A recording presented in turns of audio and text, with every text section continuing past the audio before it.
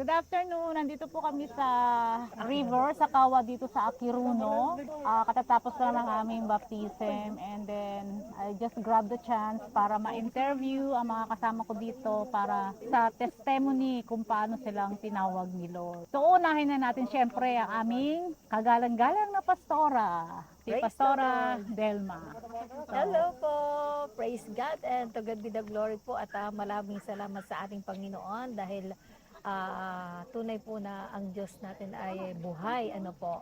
Kaya sa oras na ito, nandito po kami at patuloy na nagpapasalamat unang-una sa Panginoon at sa lahat ng buong na makikinig at patuloy na sumusubaybay sa vlog na ito ni Sister Weng. Kaya salamat sa kanyang buhay dahil patuloy po siyang ginagamit ng Diyos sa ganitong pamamaraan upang sa ganun ay makilala talaga natin ang ating Diyos na tagapagligtas. Po, ito po ang ano natin ngayon is about testimony. Tatanungin lang natin si Pastora kung paano siya tinawag ni Lord. First po, gaano na kayo katagal na Christian?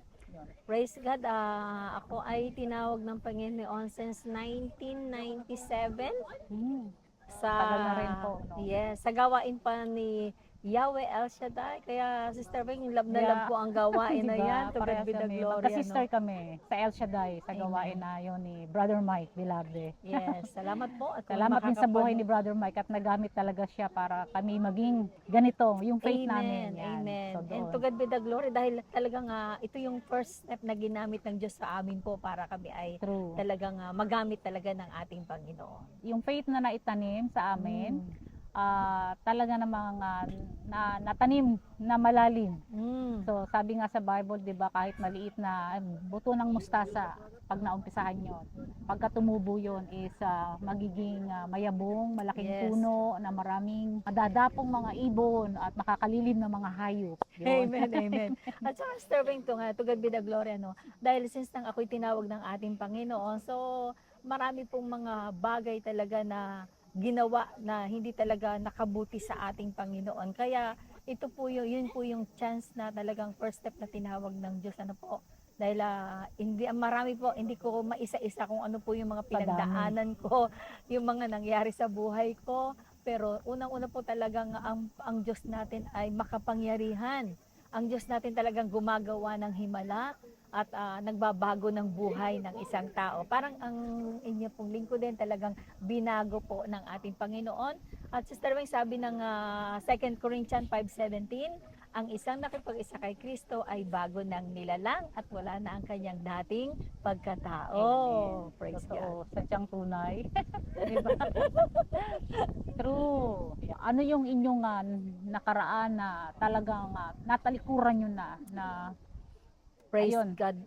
Sister Weng, talagang kung tutuusin lang po ay talagang ang buhay ko noon talaga ay kumbaga sa parang wala nang silbi, wala nang kwenta. Pero that time, the first time na umattend ako sa gawain ng Panginoon, na balls ay po ako ng Word of God. Amen. Diba? Parang ang word of God is talagang two sides of the sword. Yung kabilang side ay matalim. In Hebrew. Talagang masasagi ka, masusugatan ka, masaktan ka na kung masaktan ka. Pag yun ay para sa'yo, oras mo na. Amen. Tunay Oras po mo yan. na para makilala siya talaga at lumapit ka sa kanya. In Hebrew 4 verse 12, ang salita ng Diyos ay talagang matalim po. Oo. Sobrang talim po, talagang ultimo talagang tagos sa puso, kasukasuan, spirito, kaluluwa. Talagang hindi po ako nakailag. Hindi po tayo makakailag sa salita ng Diyos. Pagka ganun para sa akin, pagka yun ang tinamaan ka ng ganun, yung sign na yun na tinatawag ka na niya. Yes. Yun na yung panahon na lumapit ka na. Amen. No? Huwag ka nang magpatumpik-tumpik pa. Yes. Yun. Diba? So, ang sarap ng buhay Kristiyano, Totoo, Sister Weng, totoo po. grabe.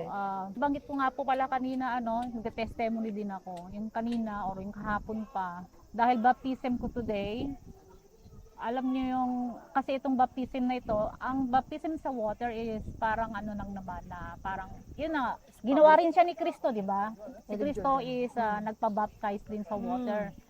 Pero sa atin ngayon parang yun na nga, parang ginagawa natin siya sa pag-aalaala na rin sa kanya at pagsunod sa kanya. At pero itong nangyari sa akin kahapon pa, alam niyo yung kalaban na may kumukuliglig sa utak ko, na parang gusto kong mag-back out, na parang may nagtatanim sa atin na may bumubulong. Kasi talagang meron talaga tayong guardian devil at guardian angel.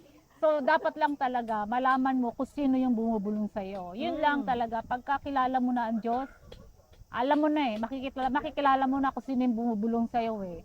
Kagabi pa may bubulong na sa akin ng mga, ikaw lang mag-isa, hindi atin yung mga anak mo, tutuloy ka pa ba, parang ma-out of place ka, sila lang yun. Ganun mga binubulong sa akin. Sila lang yun, parang ano ka, hindi ka naman kabilang doon. Sabi ko, ano ka? Sabi ko, kagabi pa. Tapos hanggang kaninang umaga pa. Tapos kaninang umaga na naman, text ko kay Pastor JM na saan yung location. Alam mo bang reply niya, kaninang umaga. Sabi niya, anong location? Bilang taong nasa mundo, nasaktan ako. Kung iisipin ko na ako pa rin yung taong nakaraan ko ay hindi naman pala ako imbitado. Parang ganon, 'di ba? Parang ay hindi pala ako kasali kasi hindi nga niya alam kung saan kung saan ako. Yung pala wala anong pala siya. location. Yung pala Kung wala saan pala siya. location pala ako pupunta. Tinanungan niya wala pala. Hindi pala ako kasama doon. Parang ako yung bibabautismahan pero ako yung hindi kasama. Ano yun? Sabi ko. Alam mo yung sabi ko, oh my gosh, sabi ko, kalaban, lumayas ka nga, ayokong masaktan, alam mo yun, ayokong ipamper yung nararamdaman kong Tama. 'di ba? Sabi ko, no. Kalaban ka. Huminahon ka. Ay, Diyos ko, yun po, alam mo, pagka ang kalaban talaga, gagamit, ayun, usually ang ginagamit nila sa atin yung feelings eh. Kasi di ba nakalagay nga naman talaga sa Bible, your heart is the most deceitful. Di ba? Alam mo verse yun. Hindi talaga ako maano sa mga Bible verses, pero yun po, nabasa ko yun, talagang ang puso natin ang talagang madalas na nakakapagpaligaw. Kung sinunod ko yung nararamdaman ko kanina, baka wala ako ngayon dito. Di ba? Baka hindi ako tumulo. Yung mga kalaban talaga, yung mga ganyan. So, Talagang Diyos ko ganun po, eh. grabe. Pero nakakatuwa ang Panginoon, ano? Hindi pa man dumarating at tapos yung baptism ay dumating na sa kanya yung Mateo 4:4. Yung tinukso talaga si Jesus din po, isa na pa yun. talagang Pero ko. at least na pagtagumpayan kasi may word of God. Ang hirap, Itong isang baptism to para sa akin, yun na nga kanina parang kasal. Yung ikakasal Kasal ka, na. nakikipagkaisa ka, nakikipag-isang dibdib ka na kay Lord. At ang baptism din is as well is, yun na nga, di ba, parang kadasal ka kay Lord is si God, He loves family. Satan hate family. Di ba? Oo, kaya Yun. talagang salamat sa Panginoon dahil nandyan lagi ang Diyos na nakatingin sa atin. Amen. Alam niya yung sa ikabubuti natin. Amen. At saka nakita ko doon sa Terweng parang si Philip at saka si Inoko. 'Di ba? Kahit dalawa lang sila pero inilubog niya talaga po. Dumaan lang sila sa sa ilog, 'di ba? Sa Book of Acts. Pero tinuloy pa rin niya 'yon, 'di ba po? Kaya hindi po hadlang ang isa lang or marami kayo. Ang mahalaga doon yung ang Diyos ng ganyan. The Father, the Son, and the Holy Spirit are one. Nandiyan siya. Amen. Sakto, yun din yung nabasa ko ngayon, di ba? Meron akong Bible reading. Yun to, nasa Acts ako, mga gawa. Sabi ko, sakto to Dalawa lang din sila nagpabautismo. Silang dalawa Sabi ko, ay, hallelujah. So, special day. Di ba? Praise the Lord. Talagang special Amen. day To God be the ito. glory. To God be the glory. Ayan, si Pastora Delma. Maraming, sa mga malapit nga po sa HOG. Andito lang kami sa HOG Aki. Message lang kayo para Amen. sa location kung gusto nyo umattend ng Tagalog at Bible-based, scripture-based na pagtuturo ng kung gusto nyo salita ng Is Diyos God. talaga. So, salamat Pastor. po sa ating Ikaw, kung marami Panginoon. ka pa pong sasabihin. At salamat po sa Diyos na patuloy talaga na nagbibigay talaga ng daan upang tayo po ay makarinig ng salita ng ating Panginoon. So, napakarami po ng mga Full Gospel Church.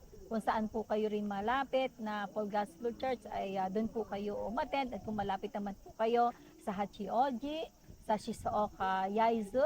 At ngayon po ay meron pong binuksan ang Diyos sa FUSA, Bible Study. So, invited po kayong lahat for the glory of God. At maraming salamat po. So, ito po si Pastor Adelma Hashisume ng JCHC. Ano po, at for ang JCHC po ay magna 19 years na po sa biyaya at tulong ng ating Panginoon.